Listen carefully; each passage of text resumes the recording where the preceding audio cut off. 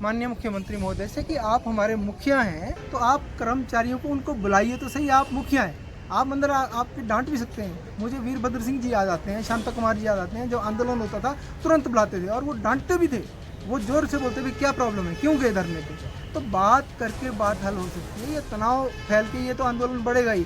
फुलके खाने के लिए अगर जा रहे हैं तो गाड़ी जा रही सरकारी, बहुत कुछ धनिया लेने के लिए अगर मार्केट में जाना तो भी गाड़ी। तो ऐसी भी खबरें आ रही है कि जो मंत्री भत्ते रोके गए हैं, सैलरियाँ, वो इसलिए रोके गए हैं कि आने वाले समय में कर्मचारियों की सैलरी पे भी कट लगाया जाएगा, इसको एक हथियार बना के। ऐसी बातें हम सुन रहे हैं, तो इस पर रोक लगाए, चेक करें कितनी गाड़ियाँ एक अधिकारी की चल रही है। मैं आपको बताऊँ, एक उच्च अधिकारी के पास 5-5 गाड़ियाँ लिया कई जगह। क्लियर कर दिया कर्मचारियों ने कि जब आपका 500 के रिचार्ज से अनलिमिटेड टॉक टाइम मिलता है तो 5000 का भत्ता क्यों, सरकार भत्ता क्यों, जो भत्ते हैं उसको उस पर कट लगना चाहिए। और इसी तरह सरकारी गाड़ियां जो है अफसरों की घूम रही है, उस पर कट लगना चाहिए।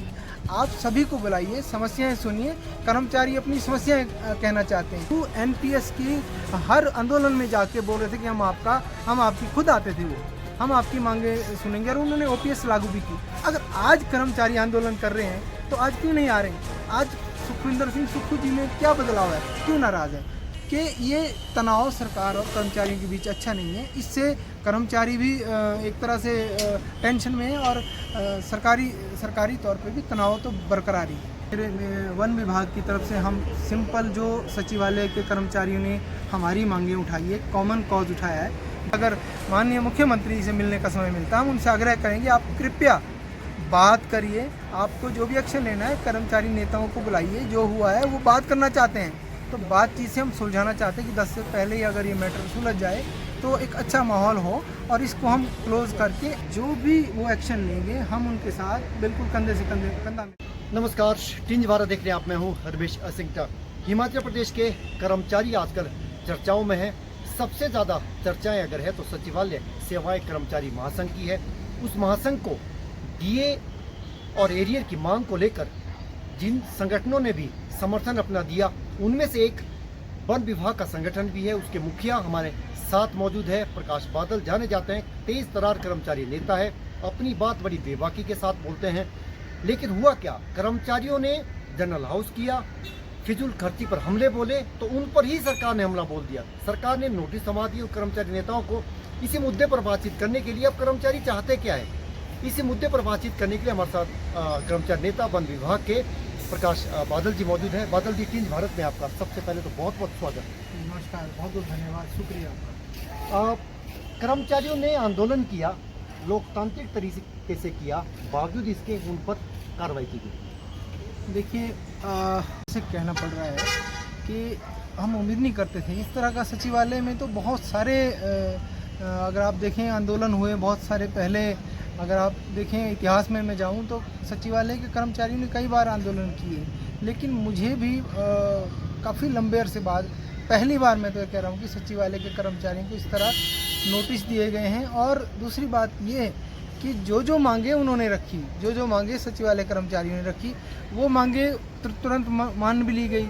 कुछ कर्मचारी नेताओं को बुलाया भी लिया गया, लेकिन सचिवालय के जो कर्मचारी थे उनको नहीं बुलाया गया। तो हमें तो स्थिति समझ नहीं आ रही। बुलाया जो आंदोलन जिन्होंने किया, जिन्होंने मांग उठाई, उनको नहीं बुलाया, उनको तो वार्ता नहीं उनके साथ ही बुलाया। राजपत्रित कर्मचारी महासंघ, उनके दो धड़े हैं, उन्हीं की तो वजह से ये सारी समस्या है। कर्मचारी तो यही कह रहे हैं कि हमारे जिन्होंने हमारी अगुवाई करनी थी, हमारे मुद्दे उठाने थे, ये नहीं बोल रहे हैं कि उनको लगता है कि जिसने बोला उसकी मान्यता गई। देखिए, इस बारे में मैं धड़ों के बारे में तो कुछ नहीं कह सकता। मैं जो मेरी व्यक्तिगत राय है, मैं एक विभाग को लीड करता हूँ, मैं उसका राज्य अध्यक्ष हूँ। हमने जब पीछे एनपीएस का मुद्दा चला, मैं ओपीएस का कर्मचारी हूँ, तो प्रदीप ठाकुर एनपीएस चला रहे थे, तो जैसे ही मैं अध्यक्ष बना उनके साथ में हमने नारेबाजियाँ की। अब हमें लगा कि कर्मचारियों की बहुत लंबित जो मांगे हैं वो मानी नहीं जा रही। अब संजीव जी ने कॉल किया हमें, तो हम उनके साथ हैं, क्योंकि कर्मचारियों की जायज़ मांगी थी। हम सरकार से वार्ता चाहते थे। मैं आपको कह रहा हूँ, आज मैंने एक सोशल मीडिया पे अपनी वीडियो भी वायरल की है और उसमें मुख्यमंत्री महोदय से ही हमने जो है आग्रह किया कि हमारी बात सुने। हमने समय मांगा, हमने चिट्ठियां दी। इससे पहले भी उस वीडियो पे हम आएंगे। आपने प्रदीप ठाकुर का ओपीएस का जिक्र किया। ओपीएस की लड़ाई कर्मचारियों ने मिलकर लड़ी। उसके अध्यक्ष उस संगठन के उस टाइम प्रदीप ठाकुर थे। प्रदीप ठाकुर अब कर्मचारी ये कह रहे हैं, एक दूसरा धड़ा ये कह रहा है कि ओपीएस के लिए सबने लड़ाई लड़ी, आप ओपीएस के नेता हैं, लेकिन अब आप महासंघ के बनना चाहते हैं। ठीक उसी तरीके से जैसे पूर्व भाजपा की सरकारों में बीएमएस का एक धड़ा वो लेके आ गया, वो महासंघ का को उन्होंने लीड किया। तो ये तो महासंघ का जो ओरिजिनल उसका कैरेक्टर है उसको ही तार करने की कोशिश की। ऐसा कर हम नहीं कह रहे हैं, हमारे हम अब ये कहना किंज भारत का नहीं, लेकिन कर्मचारी ऐसा महसूस कर रहे हैं। दूसरा संगठन ये कह रहा है कि मान्यता तो मिलनी चाहिए। सबसे बड़ा संगठन सचिवालय तो एक संगठन है, लगभग 1500 कर्मचारियों का संगठन है, 3 लाख कर्मचारियों का प्रतिनिधित्व तो महासंघ करता है। तो महासंघ के बारे में आपकी क्या ओपिनियन है? देखिए, मैं तो ये कहता हूँ कि इसमें ये कर्मचारियों का की समस्याओं को लेकर जो है एनजीओ बनती है, तो इसमें गुटबंदी तो होनी नहीं चाहिए। अगर कोई मतभेद है तो दोनों धड़े जो भी दो और भी कई धड़े हैं जो सामने नहीं है, वो भी बहुत सारे धड़े मुझे दिखाई देते हैं। कोई शिक्षक का धड़ा है, मैं आपको गंगा सिंह जी होते थे इससे पहले, या गोपाल दास वर्मा, उसमें ये धड़ेबंदी नहीं होती थी और उस समय सरकार का कोई पक्ष में भी था। जो सरकार होती थी, अगर सरकार कर्मचारी विरोधी कोई निर्णय लेती थी तो एकजुट होकर उसका सब विरोध करते थे और एकजुट होकर धरने होते थे, प्रदर्शन होते थे। और मैंने ये भी देखा है कि तुरंत जो है सरकारें कर्मचारी नेताओं को बुलाती भी थी। आज की डेट में जो है कर्मचारियों में ही फूट डाल के इस तरह की जो आमंत्रण हो रहे हैं, ये मुझे लगता है कि ये कहीं ना कहीं इसमें नौकरशाही भी इन्वॉल्व है। वो कह रही है कि इनको बुलाया जाए, सचिवालय वालों को छोड़ दिया जाए। देखिए, सचिवालय के जो कर्मचारी हैं मूल रूप से वो सीधे सीधे जो हमारे शीर्ष नेता होते हैं उनके साथ जुड़े होते हैं। उनके बगैर सरकारी कामकाज जो है चलाना बहुत मुश्किल है। इसी तरह सेकंड लाइन में हम लोग आते हैं जो विभागों के कर्मचारी, तो सभी लोगों के साथ सरकार का सामंजस्य होना चाहिए। और जो इस तरह की ये गुटबंदी है, अगर माननीय मुख्यमंत्री महोदय ने धड़ों को बुलाया था, इनसे भी बात करते और उसके बाद वो उनको भी साथ लेकर चलते और सब लोग अंदर जाते कि हम इनसे भी बात करना चाहते हैं। तो अलग जाने का मतलब है कि वो भी कोई एक तरह से गुटबंदी हो रही है और सरकार शायद यही सरकार की मंशा हो। अदरवाइज अगर सरकार की ऐसी मंशा ना होती तो तीनों गुटों को बुलाते और ये तनाव आज नहीं होता। वही हम कह रहे हैं माननीय मुख्यमंत्री महोदय से कि आप हमारे मुखिया हैं, आप सभी को बुलाइए, समस्याएं सुनिए। कर्मचारी अपनी समस्याएं कहना चाहते हैं, मिलने के लिए हमारे पास कोई जरिया नहीं है। वो सिक्योरिटी से अंदर हमें नहीं जाने दिया जाता। मैं 3 बार मैं चिट्ठी दे चुका हूँ एसोसिएशन की। पहले कर्मचारियों को सरकारें जो मानती थी, उनके लेटर हेड पे चिट्ठी आती थी, उनको टाइम दिया जाता था। आज कोई सुनवाई नहीं है, तो कर्मचारी के पास आंदोलन के सिवा क्या रास्ता है। तो मैं सभी कर्मचारी से आग्रह करता हूँ कि अगर एक गुट को बुलाया तो उसको जो आंदोलन पे मुख्य रूप से जो मांगे रख रहा है उसको भी साथ लेके चलना चाहिए थे। इसमें कर्मचारियों की समस्याएं तो उठा रहे हैं, बल्कि ये पहली बार हुआ है। मैं आपको बता दूं, इससे पहले एनजीओ सड़क में आती थी। आज की डेट में क्या हुआ कि उल्टा हुआ है, सचिवालय सड़क में आया है, सचिवालय ने आंदोलन किया है। तो ये एनजीओ को तो इसे सीख लेनी चाहिए कि जो उनके मुद्दे हैं वो सचिवालय कर्मचारियों ने लिए। और आज आप देख रहे हैं कि सचिवालय कर्मचारियों के साथ मेरा विभाग क्या बहुत सारे कर्मचारी जुड़ रहे हैं, पेंशनर जुड़ रहे हैं। लेकिन मैं ये चाहता हूँ व्यक्तिगत रूप से कि ये तनाव सरकार और कर्मचारियों के बीच अच्छा नहीं है। इससे कर्मचारी भी एक तरह से टेंशन में है और सरकारी तौर पे भी तनाव तो बरकरार ही है। इसका असर आंदोलन का ये असर हुआ कि मंत्रियों के बेशक वो डेफर हुए, उन्होंने छोड़े नहीं हैं। उनका डीए और वेतन, मंत्री और सीपीएस उनका डेफर हुआ है। एक तो आप, क्योंकि आप एक कर्मचारी नेता है, डेफर होने का मतलब आप समझा दीजिए कि इसका डेफर होने का मतलब क्या है। हम तो यही समझे कि उन्होंने छोड़े नहीं, एक साथ वो ले लेंगे।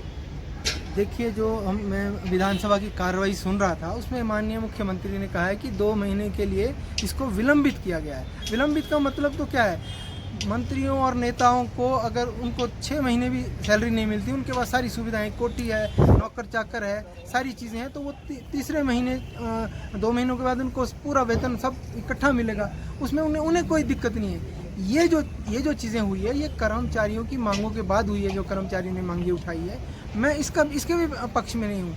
हम कहते हैं कि जो जेन्युइन सैलरीज मंत्री महोदयों को भी मिलनी चाहिए, लेकिन जो इनजेन्युइन उनके भत्ते हैं उन पे कट लगना चाहिए हमेशा के लिए। जैसे टेलीफोन भत्ता है और कई तरह के सरकार बड़े बड़े अधिकारियों को 5-5 हज़ार टेलीफोन के मिलते हैं। आज बड़ा क्लियर कर दिया कर्मचारियों ने कि जब 500 के रिचार्ज से अनलिमिटेड टॉक टाइम मिलता है तो 5,000 का भत्ता क्यों, सत्कार भत्ता क्यों? जो भत्ते हैं उसको उस पर कट लगना चाहिए। और इसी तरह सरकारी गाड़ियां जो है अफसरों की घूम रही है उस पर कट लगना चाहिए। और मैं एक और चीज़ आपको कहना चाहता हूँ, मुझे लगता है कि जो उच्चाधिकारी आपने तैनात किए हैं, मैं माननीय मुख्यमंत्री महोदय से आग्रह करता हूँ कि उन उच्चाधिकारियों को अगर वो आपकी समस्या का समाधान करने के लिए उनके पास कोई प्लान नहीं है, जो मेरा अनुभव भी है, हम भी कई सालों से नौकरी पे, हमारे पास बड़े बड़े अधिकारी हैं जो काबिल अधिकारी हैं। तो आप सरकार ने निर्णय भी लिए, जो है तख्ता पलट भी किया है, चेंज भी किया अधिकारी। अगर आपको लगता है कि कोई आउटपुट अधिकारी वर्ग से नहीं आ रही है तो आप उसमें बदलाव लाइए और छोटे कर्मचारियों को भी साथ लेके जो भी पॉलिसीज है उसको डिस्कस करिए। फिजूल आपने फिजूल सही खर्ची बात पे- कही, जो फिजूल खर्ची का सवाल था, यही तो ब्यूरोक्रेसी को चीज चुभी है, वो एक्सपोज होगी, ब्यूरोक्रेसी एक्सपोज होगी। अब आप देखिए, अभी एक किसी कामगार बोर्ड के अध्यक्ष है, 30,000 वेतन था, 1,30,000 कर दिया गया, और साथ में भत्ते अलग। आर्थिक संकट है, मुख्यमंत्री प्रदेश के मुखिया कह रहे हैं आर्थिक संकट है, लेकिन एक ओहदेदार के लिए कैसे आर्थिक संकट नहीं है? फिर उनके तो कट लगना चाहिए। तो आपने 30,000 से 30,000 1,30,000 बढ़ाई, तो इस पर तो सवाल उठेंगे ही ना।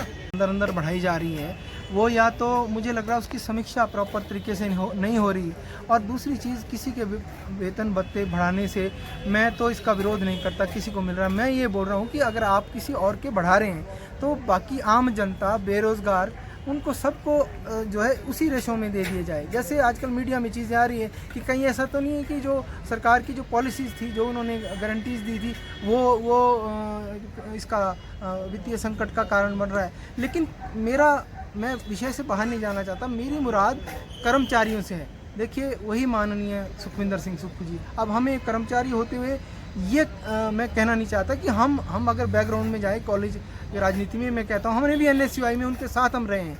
लेकिन आज की डेट में जब चुनाव का समय था, माननीय सुखविंदर सिंह सुक्खू NPS की हर आंदोलन में जाके बोल रहे थे कि हम आपकी खुद आते थे, वो हम आपकी मांगे सुनेंगे, और उन्होंने OPS लागू भी की। अगर आज कर्मचारी आंदोलन कर रहे हैं तो आज क्यों नहीं आ रहे हैं? आज सुखविंदर सिंह सुक्खू जी में क्या बदलाव है? क्यों नाराज़ है? ठीक है, गुस्सा हुए कर्मचारी, उन्होंने कुछ कह दिया तैश में, तो क्या हमारे माननीय ने भी कुछ ऐसी टिप्पणियां कर दी? अगर आप देखेंगे, मैं नाम नहीं लेना चाहता, बहुत हमारे वरिष्ठ है, फिर मुझ पे भी भड़क जाएंगे, लेकिन अगर आप उधर से अग्रेसिव टिप्पणियां करते हैं तो कर्मचारियों को एक तो उनके वेतन भत्ते नहीं मिल रहे हैं, साथ में ये बोले कि कर्मचारियों का खर्चा बहुत ज़्यादा है, उसके बावजूद उधर से भड़काऊ जब टिप्पणी आती है तो प्रतिक्रिया भी वैसी कर्मचारियों से हो रही है। हर आदमी के अलग अलग सोच है, हर आदमी में अपने अपने तरीके से आक्रोश व्यक्त करने का तरीका है। तो मैं माननीय मुख्यमंत्री से ये जानना चाहता हूँ कि हम कर्मचारी है, हमें भी आप एक लोकतंत्र में स्थान मिला है, तो आप हमारी भी सुनिए, हमें बुलाइए। आप मेरे ही वन विभाग के मंत्री, हमारी कुछ ऐसी समस्याएं हैं जो रखना चाहते हैं हम आपके माध्यम से, वो समस्याएं सुनने के लिए हमारी चिट्ठी का जवाब नहीं आता, तो हम क्या करेंगे? हमें भी धरने पे बैठना पड़ेगा, प्रदर्शन पे बैठना पड़ेगा। आप में ये बदलाव क्यों माननीय मुख्यमंत्री? आप तो कर्मचारी के हितैषी रहे हैं, आपने OPS लागू की, तब आप खुद आए, अब क्यों पहल नहीं कर रहे?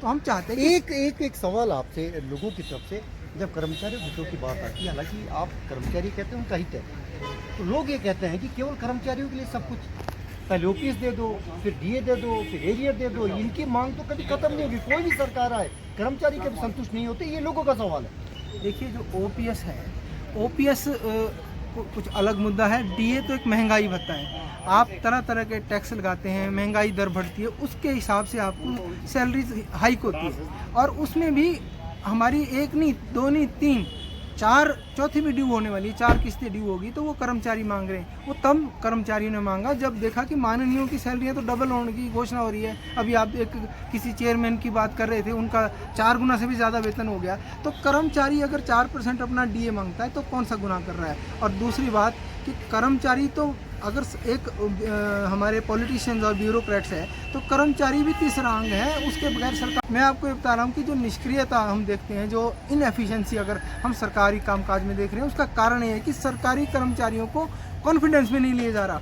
बाहर के पॉलिटिकल लोग दफ्तरों में, अगर आप सचिवालय में पॉलिटिकल लोग हैं, OSD पॉलिटिकल है, लेकिन जो सरकारी प्रक्रिया है, जो सरकारी कामकाज का तरीका है, वो उन अधिकारियों का आता है जिनको इग्नोर किया जा रहा है। तो कर्मचारियों को इग्नोर नहीं किया जा सकता। कर्मचारी पॉलिटिकल लोग क्या इसी सरकार में रहे हैं, ये तो सवाल है। सुक्खू सरकार के खिलाफ सवाल उठ रहे हैं, पहले भी सरकार रही है, पॉलिटिकल लोग की तैनाती, अहदेदारों की तैनाती बराबर होती रही है, फर्क डिग्री का हो सकता है 1921 का, लेकिन सुक्खू सरकार पर ही सवाल क्यों है? देखिए, पॉलिटिकल लोगों को सरकार में रखना सरकार का अपना अधिकार है। हम ये कह रहे हैं कि जो सरकारी कामकाज में पॉलिटिकल लोगों को सरकारी कर्मचारियों की सलाह लेनी चाहिए। अगर आप देखेंगे सचिवालय में डिप्टी सेक्रेटरी है, एडिशनल सेक्रेटरी है, उनका लंबा अनुभव होता है। सरकारी नियमों को, सरकारी पैसे को कैसे डाइवर्ट करना है, किस तरह से खर्च करना है, वो चीज़ें वो बेहतर जानते हैं। जो सलाहकार होते हैं वो मुख्यमंत्री तक सीमित रहे, और जो अंदर की इनपुट है वो कर्मचारियों से ली जानी चाहिए, क्योंकि वो इसके लिए ट्रेंड होते हैं, उन्होंने ट्रेनिंग की होती है, उनको सिस्टम पता होता है। उनको इग्नोर करके आप जो है सलाहकारों के माध्यम से सरकार चलाना और निचले कर्मचारियों को एक तरह से बाईपास करना। मैं आपको एक एग्जांपल देता हूँ। आज की डेट में हमने वीरभद्र सिंह जी थे, शांता कुमार जी थे, चीफ मिनिस्टर का एक अप्रूव्ड डीओ नोट आता था, उसी नोट के आधार पर ट्रांसफ़र हो जाती थी। अगर ट्रांसफ़र की मैं बात करूं, आज की डेट में माननीय मुख्यमंत्री का डीओ नोट अप्रूव्ड होता है, एक में वो अप्रूव करते हैं, नीचे से उसकी डी फाइल बन के दोबारा जाती है और दोबारा वो रिजेक्ट हो जाता है। तो इसमें कामकाज में भी डिले हो रहा है। ये प्रोसेस इसीलिए हो रहा है क्योंकि कर्मचारियों से पूछा ही नहीं जा रहा कि काम कैसे करना है। तो कर्मचारियों को इग्नोर नहीं किया जा सकता। राजनीतिक सलाहकार या जो विकास के कार्य उसमें वो नेताओं के साथ योजना बना सकते हैं, लेकिन जो सरकारी कामकाज है उसमें कर्मचारियों को साथ लेके चलना ही होगा, ये मैं कहना चाहता हूँ। तो आप ये कहना चाह रहे हैं कि सरकार संवाद करे, वार्ता करे कर्मचारियों से और कोई ना कोई स्थायी समाधान इसका निकले। देखिए, मैं बड़े सीधे शब्दों में कह रहा हूँ कि कर्मचारियों को कारण बताओ नोटिस, और वो भी सिर्फ सचिवालय के कर्मचारियों को कारण बताओ नोटिस दिए गए, और सिर्फ उन्होंने शांतिपूर्वक धरना दिया। और चलिए, कारण बताओ नोटिस भी आपने दिए, कोई बात नहीं, विभागीय प्रक्रिया है, आपको आहत हुए होंगे आप, तो आप कर्मचारियों को उनको बुलाइए तो सही। आप मुखिया हैं, आप अंदर आपके डांट भी सकते हैं। मुझे वीरभद्र सिंह जी याद आते हैं, शांता कुमार जी याद आते हैं, जो आंदोलन होता था तुरंत बुलाते थे और वो डांटते भी थे, वो जोर से बोलते भी क्या प्रॉब्लम है, क्यों गए धरने पे। तो बात करके बात हल हो सकती है। ये तनाव फैल के ये तो आंदोलन बढ़ेगा ही। सचिवालय के कर्मचारी या कोई भी कर्मचारी अपनी मांगों को लेकर जब तक वार्ता नहीं होगी तो कर्मचारी तो आंदोलनरत रहेंगे ही। उसमें हम जैसे लोगों के तबादले हो सकते हैं, ऐसी सरकारें करती आई है। तो ये कोई 10 तारीख तक की मोहलत दी है, विधानसभा निपट जाएगी, उसके बाद क्योंकि नोटिस थमा दिए, वार्ता के लिए बुलाए नहीं, तो फिर क्या होगा? अब आगे क्या होगा? देखिए, मेरे वन विभाग की तरफ से हम सिंपल जो सचिवालय के कर्मचारियों ने हमारी मांगें उठाई है, कॉमन कॉज उठाया है, जो भी वो एक्शन लेंगे हम उनके साथ बिल्कुल कंधे से कंधा मिल। अगर माननीय मुख्यमंत्री से मिलने का समय मिलता है, हम उनसे आग्रह करेंगे आप कृपया बात करिए, आपको जो भी एक्शन लेना है कर्मचारी नेताओं को बुलाइए, जो हुआ है वो बात करना चाहते हैं तो बातचीत से हम सुलझाना चाहते हैं कि 10 से पहले ही अगर ये मैटर सुलझ जाए तो एक अच्छा माहौल हो और इसको हम क्लोज करके आगे की रणनीति सरकार के साथ कि हम सरकार में किस तरह की मदद कर सकती है कि अच्छे से जो जिस संकट से सरकार गुजर रही है, सैलरियाँ रोकना कोई भी समाधान नहीं है। क्योंकि सैलरी एक महीने अगर मंत्रियों की रुक जाए तो कोई सुनिए, कर्मचारियों की रुक जाएगी, उनकी EMI, उनके लोन की किस्तें, उनके राशन का खर्चा कर्मचारी तो क्या ऐसी नौबत आएगी?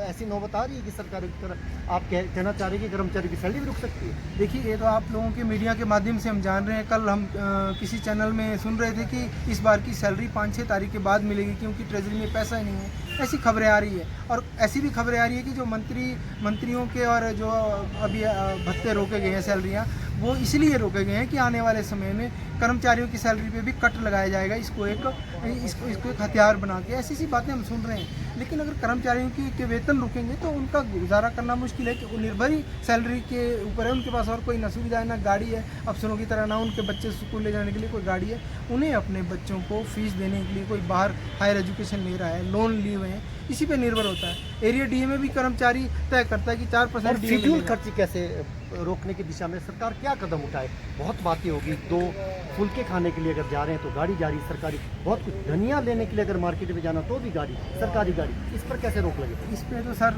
सरकार को सोचना चाहिए। हम तो कई बार कहते आए कि जो सरकार जो शीर्ष नेतृत्व हमारा है वो इस पे रोक लगाए, चेक करे कितनी गाड़ियाँ एक अधिकारी की चल रही है। मैं आपको बताऊं, एक उच्च अधिकारी के पास 5-5 गाड़ियाँ भी है कई जगह, और एक बच्चे को छोड़ने जाता है, एक उनकी मेम साहब को छोड़ने जाता है, एक सामान लेने जाता है। ऐसी चीज़ें चल रही है। इन फिजूल खर्चियों पे कट लगाने के लिए तो आपको गाड़ियों का पहले एक डाटाबेस लेना चाहिए, और गाड़ियाँ एक अधिकारी के पास आप पूल भी कर सकते हैं, या बहुत ज़रूरी है तो एक गाड़ी दे दो, आप बाकी की गाड़ियाँ बंद कर दो।